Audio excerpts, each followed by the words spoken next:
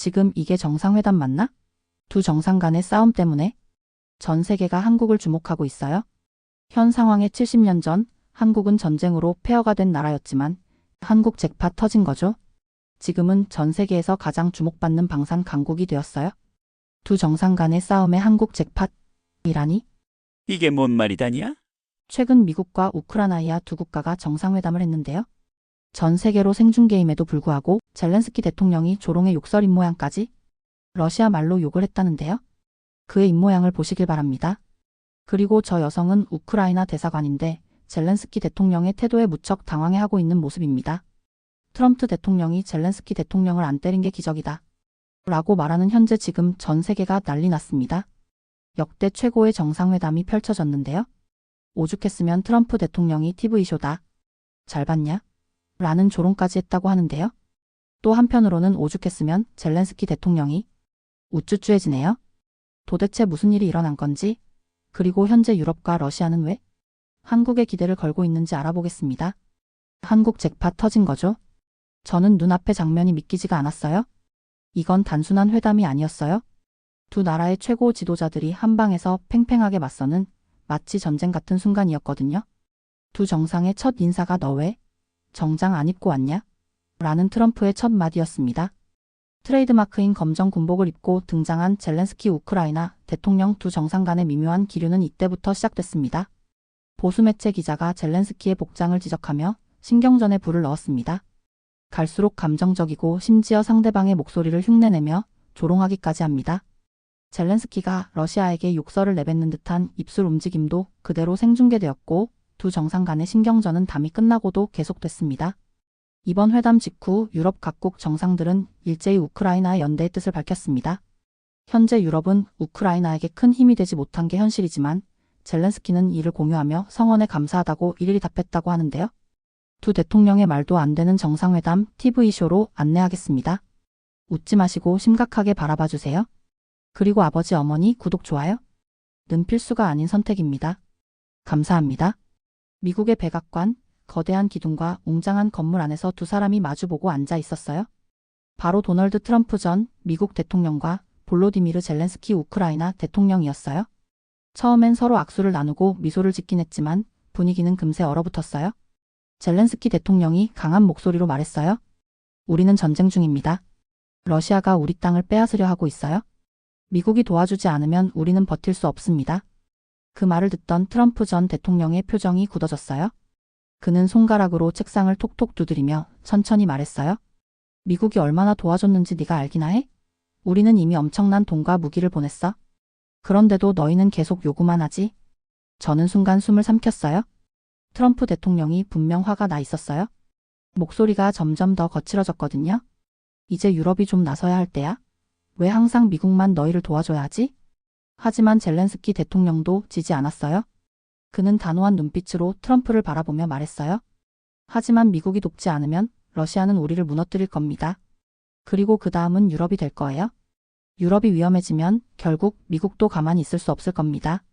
트럼프는 비웃듯 코웃음을 쳤어요. 그건 내 생각이지. 내가 내 입장이라면 미국이 이 전쟁에서 무엇을 얻을 수 있는지 고민했을 거야.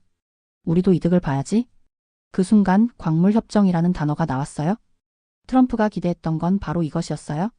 미국은 우크라이나에서 희귀한 광물, 쉽게 말해 핸드폰과 전기차 배터리를 만드는데 필수적인 금속을 가져오고 싶어 했어요.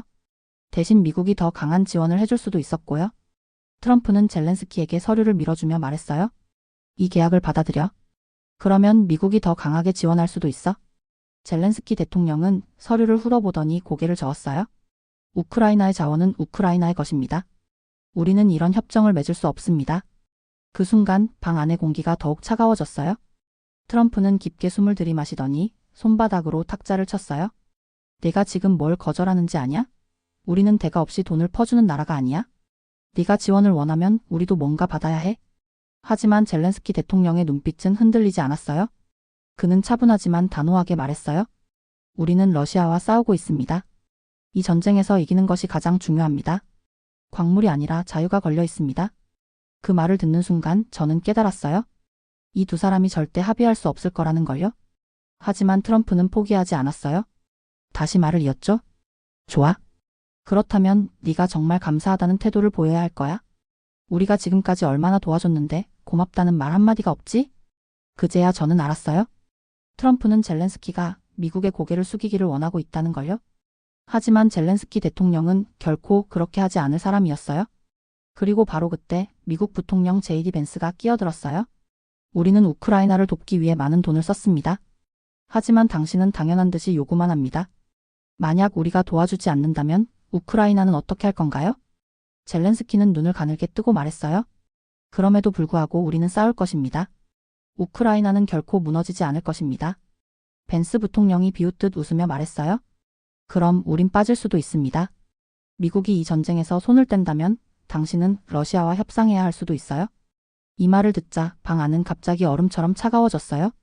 젤렌스키 대통령은 깊은 숨을 들이쉬었어요. 미국이 떠나면 우크라이나는 큰 위기에 빠질 수밖에 없었거든요. 트럼프가 자리에서 일어서며 말했어요. 결국 선택은 네가 해야 해.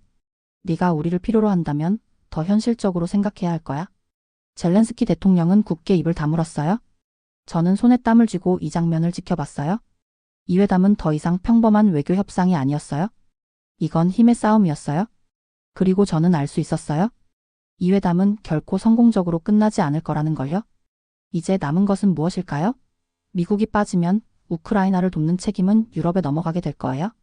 하지만 유럽은 과연 준비가 되어 있을까요? 아니면 다른 누군가가 이 공백을 채울 수 있을까요? 저는 방 안의 공기가 점점 더 무거워지는 걸 느꼈어요. 마치 비가 내리기 직전 숨이 막힐 것 같은 느낌이었어요. 트럼프 전 대통령의 표정은 점점 더 굳어졌어요. 눈썹은 잔뜩 찌푸려졌고 손은 의자 팔걸이를 꽉 쥐고 있었어요.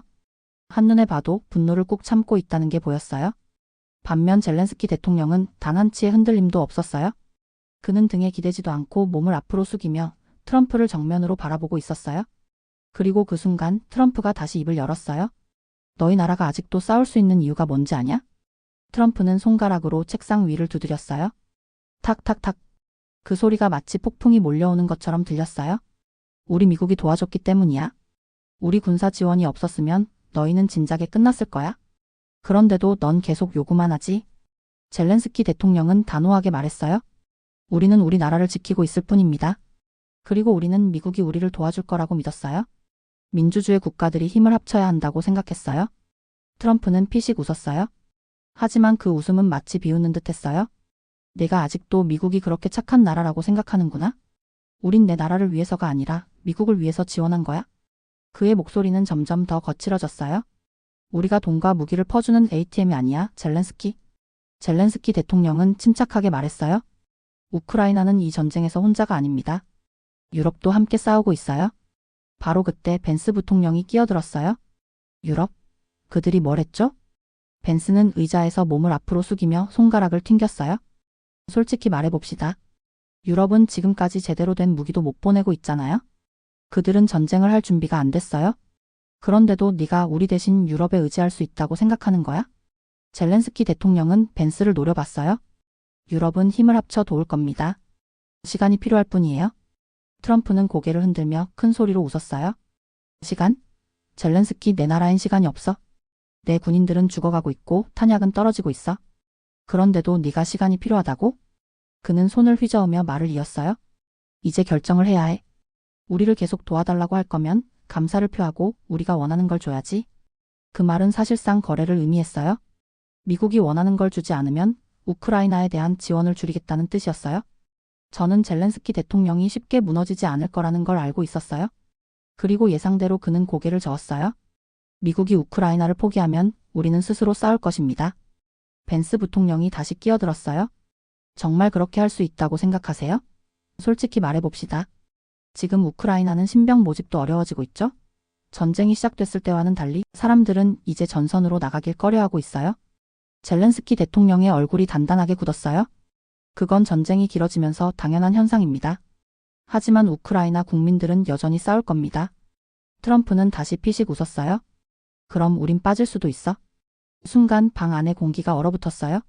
젤렌스키 대통령은 아무 말 없이 트럼프를 바라봤어요. 그의 얼굴에는 놀라움을 감추려는 기색이 역력했지만 분명 당황한 기색도 보였어요. 저는 속으로 생각했어요. 설마 미국이 정말 손을 떼겠다는 걸까? 트럼프는 의자에서 몸을 일으켰어요. 내가 원하는 건 내가 얻을 수 없어. 우리가 없으면 너는 러시아와 협상을 해야 할 거야. 젤렌스키 대통령의 눈빛이 차가워졌어요. 푸틴은 협상을 원하지 않습니다. 그는 우크라이나를 완전히 차지하고 싶어 해요. 트럼프는 고개를 저으며 말했어요. 그래? 그럼 내가 할 수 있는 게 뭐가 있지? 벤스 부통령도 거들었어요. 정말 싸울 수 있다고 생각하세요? 미국 없이? 젤렌스키 대통령은 이를 악물었어요. 우리는 싸울 것입니다. 미국이 있든 없든. 트럼프는 피곤하다는 듯 한숨을 쉬었어요. 좋아, 그럼 네가 선택한 거야? 그리고 그는 회담장을 떠났어요. 저는 순간 이 모든 상황이 믿기지가 않았어요. 이건 단순한 말싸움이 아니었어요. 미국이 정말로 우크라이나를 포기하려고 하는 걸까? 이제 상황은 완전히 달라졌어요. 미국이 손을 떼면 우크라이나를 돕는 건 유럽의 몫이 될 거예요. 하지만 유럽은 과연 그럴 준비가 되어 있을까요? 아니면 다른 누군가가 이 공백을 메울 수 있을까요? 저는 이 회담이 단순한 실패가 아니라 새로운 시대를 여는 신호탄이 될 수도 있다는 생각이 들었어요. 미국이 우크라이나 지원을 줄이겠다. 라고 선언한 이후 유럽은 정말 난처한 상황에 빠졌어요. 우크라이나를 돕고 싶긴 한데 우리가 할 수 있을까? 솔직히 말해서 유럽의 군사력은 생각보다 약했어요. 그리고 그건 단순히 장비 문제만이 아니었어요. 전쟁에 대한 마음가짐 자체가 부족했거든요. 그렇다면 유럽은 왜 이렇게 준비가 안 되어 있었을까요? 유럽 너무 오랫동안 전쟁을 잊고 있었어요. 전쟁이 없으면 좋은 거죠. 하지만 문제는 그 평화가 너무 오래 지속됐다는 거예요. 제2차 세계대전 이후 유럽은 전쟁보다는 경제 성장과 복지 정책에 집중했어요. 우리는 더 이상 싸우지 않아도 돼. 그렇게 믿었죠. 그러다 보니 군대를 키울 이유가 없었어요. 전쟁을 대비할 필요도 없었고요. 그런데 갑자기 러시아가 우크라이나를 침공했어요. 그제야 유럽은 깨달았죠. 우리가 너무 안일했던 건 아닐까? 하지만 이미 너무 늦었어요. 전쟁 준비는 하루아침에 되는 게 아니니까요. 무기 부족, 생산 속도도 문제였어요. 유럽의 무기 생산 능력은 많이 부족했어요. 독일은 포탄을 생산할 수 있지만 속도가 너무 느렸고 영국은 전차와 미사일이 부족했어요. 프랑스 최첨단 무기를 만들지만 가격이 너무 비쌌으며 폴란드는 적극적으로 우크라이나를 돕고 있지만 자국 방어도 신경 써야 했어요. 우리도 무기를 만들어야 하는데 시간이 너무 걸린다. 이건 간단한 문제가 아니었어요. 군사 장비는 자동차처럼 쉽게 대량 생산할 수 있는 게 아니거든요. 결국 유럽이 스스로를 지키려면 시간이 필요했어요. 그런데 우크라이나에는 그 시간이 없었어요. 유럽 시민들의 반응 너무 평온했어요. 그리고 또 하나의 문제는 유럽 시민들은 이 전쟁을 자기들 문제라고 생각하지 않는 경우가 많았어요. 저는 유럽 뉴스에서 시민들의 인터뷰를 봤는데요. 이런 말들이 나오더라고요. 전쟁? 우리랑 상관없는 이야기 아니야? 왜 굳이 우크라이나를 도와야 해? 전쟁은 정치인들이 해결할 문제지 우리가 걱정할 필요는 없어. 솔직히 저는 좀 충격받았어요. 우크라이나에서는 매일같이 포탄이 떨어지고 사람들이 집을 잃고 군인들이 싸우고 있는데 유럽 사람들은 이걸 그렇게 심각하게 여기지 않는다고? 이런 분위기 속에서 유럽 정부들이 정말 적극적으로 나설 수 있을까요? 회의감이 들었어요. 이 공백을 채울 수 있는 나라를 정리해보면 미국이 빠지고 유럽은 준비가 덜 됐다. 우크라이나는 당장 무기가 필요하다. 그럼 누가 이 공백을 메울 수 있을까요? 그 순간 저한테 떠오른 나라가 있었어요. 바로 대한민국? 한국이면 가능하지 않을까? 한국은 이미 세계적인 방산 강국이고 빠르게 무기를 생산할 수 있어요. 그리고 제일 중요한 건 유럽은 한국 무기의 가성비와 성능을 인정하고 있어요. 이미 한국의 무기를 사기 시작한 유럽 국가들도 있었어요. 폴란드는 한국과 대규모 무기 계약을 맺었고 추가 구매를 논의하고 있고 노르웨이는 독일 전차 대신 천무 다연장 로켓을 고려하고 있어요. 루마니아, 불가리아, 체코, 슬로바키아는 FA-50 전투기 도입을 검토 중입니다. 이걸 보면서 저는 확신했어요. 이거 한국에게 엄청난 기회가 되는 거 아니야? 결국 한국이 나설 차례예요. 이제 퍼즐이 맞춰졌어요. 미국이 빠지고 유럽이 준비되지 않았고 우크라이나는 당장 무기가 필요해요. 그 무기를 가장 빠르고 합리적인 가격에 공급할 수 있는 나라는 한국이에요. 이제 한국은 이 기회를 잡아야 해요. 아니면 다른 나라가 이 기회를 가져갈 수도 있어요. 과연 한국은 어떤 선택을 할까요? 전 세계가 한국을 주목하고 있어요. 그리고 저도 여러분도 이 변화의 한가운데 있어요. 저는 뉴스를 보면서 생각했어요. 이 공백을 채울 나라가 필요해. 그리고 점점 더 확신이 들었어요. 그 나라가 바로 대한민국일 수도 있다는 것. 이건 단순한 추측이 아니었어요. 논리적으로도 말이 됐어요. 유럽은 아직 준비가 안 되어 있고 미국이 우크라이나 지원을 줄이려고 해서 전쟁은 끝날 기미가 없었는데, 그럼 우크라이나는 어디선가 무기를 구해야 할까요? 세계에서 가장 빠르고 효율적으로 무기를 생산할 수 있는 나라가 어디일까요? 그 답이 바로 한국이죠. 한국의 무기들이 점점 더 세계적으로 주목받고 있다는 걸 알고 있었어요. 한국 방산 산업의 무기의 강점 빠른 생산 속도예요. 유럽의 방산 업체들은 전쟁을 대비한 구조가 아니라서 무기 생산 속도가 느렸어요. 하지만 한국은 이미 수출을 위해 대량 생산 체계를 갖추고 있었어요. 비교적 저렴한 가격으로요. 프랑스, 독일, 미국의 무기들은 가격이 너무 비쌌어요. 하지만 한국 무기는 같은 성능을 가지면서도 훨씬 가성비가 좋지요. 검증된 성능으로 K-전차, K9 자주포, FA-50 전투기, 천무 다연장 로켓 같은 무기들은 이미 폴란드, 루마니아, 에스토니아, 노르웨이, 슬로바키아 등 여러 나라에서 인정받고 있어요. 이제 문제는 우크라이나가 한국 무기를 원할까? 그리고 한국은 이 기회를 잡을까? 유럽 국가들이 한국을 찾았어요. 저는 뉴스를 확인할 때마다 한국 무기에 대한 유럽 국가들의 관심이 커지고 있다는 신호들을 발견했어요. 폴란드, 노르웨이, 루마니아, 불가리아, 체코, 슬로바키아가 한국과 거래 중이며 관심을 보이고 있는 상황에 미국이 지원을 줄이면 유럽은 한국을 찾을 수밖에 없어. 이건 단순한 예측이 아니라 현실이 되어가고 있었어요. 그리고 또 하나의 중요한 소식이 있었어요. 한국이 나토의 네이티오와 협력하기 시작했다는 것. 저는 뉴스를 보고 깜짝 놀랐어요. 한국이 나토의 과학기술 STO 파트너십에 가입했다고? 이게 무슨 뜻일까요? 한국은 이제 나토와 더 깊이 협력할 수 있다면 한국이 만든 무기들이 나토 표준에 맞춰 개발될 가능성이 커졌어요. 결과적으로 유럽이 한국 무기를 더 쉽게 구매할 수 있어요. 이건 단순한 무기 판매가 아니에요. 한국이 유럽 방산 시장에서 강력한 자리를 차지하는 과정입니다. 이제 한국은 단순히 무기를 파는 나라가 아니라 나토와 손을 잡고 유럽 안보에 기여하는 나라가 되고 있었어요.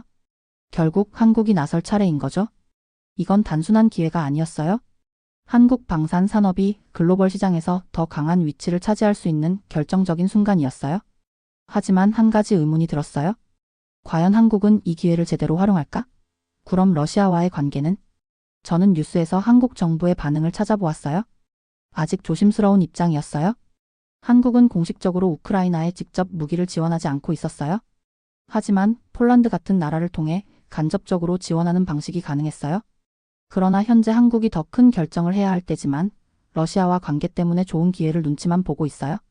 러시아는 한국을 비호국으로 지정했으나 적국은 아니에요. 한국이 우크라이나에 살상 무기를 지원하지 않음으로써 러시아의 레드라인을 넘지 않았기 때문이죠. 반면 러시아는 경제 회복을 위해 서방보다 동방아시아로 방향을 틀 것이며 한국을 주요 협력국으로 보고 있어요. 일본과는 북방 영토 문제로 관계 개선이 어려운 반면 한국은 전략적 우위를 가지고 있기 때문이죠. 전쟁 이후 러시아의 경제 상황을 한국이 꼭 주의 깊게 봐야 해요. 러시아는 전비 부담으로 인해 경제적 타격이 큰 상태이며 전쟁 비용, 사망자 보상, 신병 급여 등등 산업 기반이 취약하여 전쟁 후 재건이 필수적이에요. 금리 20% 이상, 인플레이션 증가 등으로 러시아 경제가 비정상적 성장하고 있으며 러시아는 천연 자원을 팔아 재정을 유지하고 있으나 가격 결정권이 중국과 인도에 종속되어 있어요. 우크라이나와 유럽의 무기를 팔 수 있는 좋은 기회이기도. 러시아의 한국의 역할 또한 중요한 역할을 할 수 있어요. 양쪽에서 비록 좋은 기회가 기다리고 있지만 오히려 양측에 낀 한국 상황이기도 한 거죠. 한국은 러시아의 재건 사업에서 핵심적인 역할을 할 가능성이 제일 높아 세계 최고 수준의 건설 설계시 공감리 능력을 보유하고 있어요. 북한 노동자를 러시아 건설 현장에 투입하는 방식으로 협력 가능성이 있으며 한국의 전자 소비 재건설 한류 문화가 러시아에서 경쟁력이 높아요. 푸틴도 한러 관계 회복 가능성을 언급한 바 있고요. 러시아는 유럽과의 관계가 단절된 상황에서 중국과 인도로만 의존하는 것을 경계하고 있어요. 당연 일본은 미국과의 동맹 및 영토 분쟁으로 인해 협력 한계가 있어요. 바로 한국은 대륙과 연결된 국가로서 지정학적 이점을 가져 시베리아 횡단철도 TSR과 한반도 종단철도 TKR 연결시 물류의 중심지가 될 수 있어요. 트럼프의 국방비 절감 정책으로 나토 국가들에게 방위비 부담을 전가하고 있으며 미군의 유럽 주둔 축소 가능성이 있지만 나토 탈퇴 가능성은 낮아요. 트럼프의 영향력 증가로 기존 공화당 주류 인사들이 견제 불가능한 상태죠. 한국은 유럽 전쟁이 끝난 후 러시아와 한국의 경제협력은 어떤 방식으로 진행될 수 있을까 고민해야 되며 한국이 러시아와 경제협력을 확대할 경우 서방 미국 이웃과의 관계에서 발생할 수 있는 외교적 리스크는 무엇일까? 그리고 트럼프 재선이 국제 정세에 미칠 가장 큰 영향은 무엇이며 한국의 대외 전략은 어떻게 변화해야 할까? 이제 선택은 한국의 몫이에요. 이제 남은 건 하나였어요. 한국이 이 기회를 잡느냐 놓치느냐. 저는 이 흐름을 보며 확신했어요. 한국은 분명 이 기회를 잡을 거예요. 저는 뉴스를 보면서 한 가지 확신이 들었어요. 한국의 시간이 왔다. 세계가 한국을 주목하기 시작했고 한국 무기에 대한 기사가 점점 많아지는 걸 확인했어요. 세계 각국의 전문가들이 이렇게 말했어요. 유럽이 스스로를 지킬 준비가 되지 않았다면 한국이 그 역할을 대신할 것이다. 한국은 이미 방산 강국이다. 유럽 국가들이 한국 무기를 더 많이 찾을 것이다. 그리고 실제로 그렇게 되고 있었어요. 유럽 군사 전문가들은 한국 무기가 빠르고 효율적이며 전쟁에 적합하다고 평가했어요. 이 모든 게 딱 맞아떨어졌어요. 미국이 빠진 빈자리를 한국이 메우고 있는 거야. 한국 무기 전 세계로 퍼져나가다. 저는 한국 무기들이 얼마나 빠르게 세계로 퍼져나가는지 살펴봤어요. 전 세계 곳곳에서 K전차, K9 자주포, FA-50 전투기, 천무 다연장 로켓이 팔리고 있었어요. 그 중에서도 가장 인기가 높은 무기들이 있었어요. K전차 독일의 레오파르트 전차보다 저렴하고 최신 기술이 적용된 강력한 전차. K9 자주포는 전 세계에서 가장 인기 있는 자주포 중 하나로 이미 여러 나라가 구매했어요. FA-50 전투기는 고성능이면서도 가격이 합리적이라 여러 나라에서 관심을 보이고 있어요. 천무 다연장 로켓은 미국 HIMARS보다 훨씬 많은 로켓을 발사할 수 있어 강력한 화력을 자랑해요. 저는 이 무기들이 세계 곳곳으로 퍼져나가는 걸 보면서 한국이 단순한 방산 수출국이 아니라 글로벌 군사 강국으로 자리 잡고 있다는 걸 실감했어요. 나토 앤 NATO와 한국의 협력 더 깊어졌어요. 그리고 또 하나 중요한 변화가 있었어요. 한국과 나토 앤 NATO의 협력이 더욱 깊어지고 있었어요. 저는 몇 달 전 뉴스에서 한국이 나토의 과학기술 STO 파트너십에 가입했다는 기사를 봤어요. 처음엔 그냥 작은 협력일 줄 알았어요. 하지만 아니었어요. 나토 국가들이 한국 무기를 더 쉽게 구매할 수 있도록 협력이 이루어지고 있다는 건 한국은 나토 표준에 맞는 무기 개발을 시작한다는 거죠. 유럽의 방산 관계자들이 한국과 협력하지 않으면 뒤처질 것이라고 말했어요. 저는 이걸 보면서 생각했어요. 이제 한국은 단순히 무기를 파는 나라가 아니라 나토의 중요한 파트너가 되고 있어. 이건 단순한 무기 거래가 아니었어요. 세계 질서가 바뀌고 있었어요. 결국 한국이 승자가 되었어요. 저는 한 가지 결론에 도달했어요. 결국 이 모든 상황 속에서 가장 큰 승자는 한국이다. 미국이 지원을 줄였고 유럽은 준비되지 않았으며 우크라이나는 무기가 필요했고 한국이 그것을 공급할 수 있었고 나토와의 협력까지 이루어지면서 한국 방산 업체들은 세계 무기 시장에서 강력한 입지를 다진 현 상황에 70년 전 한국은 전쟁으로 폐허가 된 나라였지만 지금은 전 세계에서 가장 주목받는 방산 강국이 되었어요. 이건 엄청난 변화였어요. 이제 남은 질문은? 한국은 이 기회를 어디까지 확장할 수 있을까요? 유럽에서 더 많은 무기를 팔아 나토와의 협력을 더 강화할 수 있을까? 러시아가 한국의 방산 확장을 견제하려 하지는 않을까? 저는 이 모든 변화가 앞으로 어떻게 펼쳐질지 정말 궁금했어요. 하지만 한 가지는 확실했어요. 세계는 이제 한국을 무시할 수 없다. 이제 한국의 새로운 시대가 열렸어요. 이제 한국은 단순히 무기를 파는 나라가 아니었어요. 한국은 세계 군사 질서의 중심에 서기 시작했어요. 하지만 한 가지 의문이 떠올랐어요. 이 변화가 한국에게 기회일까 아니면 부담일까? 유럽 한국과 손을 잡다.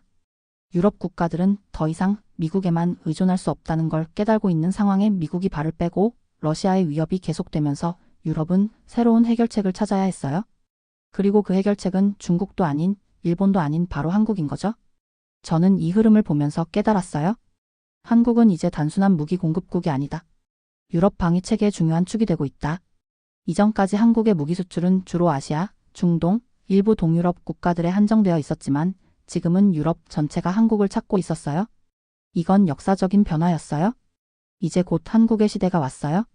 물론 러시아와의 갈등 가능성도 존재하지만 이제 한국은 단순한 무기 수출국이 아니라 글로벌 방산 강국이 되었다는 거죠. 결국 한국 무기만 잭팟을 터뜨렸어요. 감사합니다. 구독과 좋아요 눌러세요. 영상 제작에 큰 힘이 됩니다.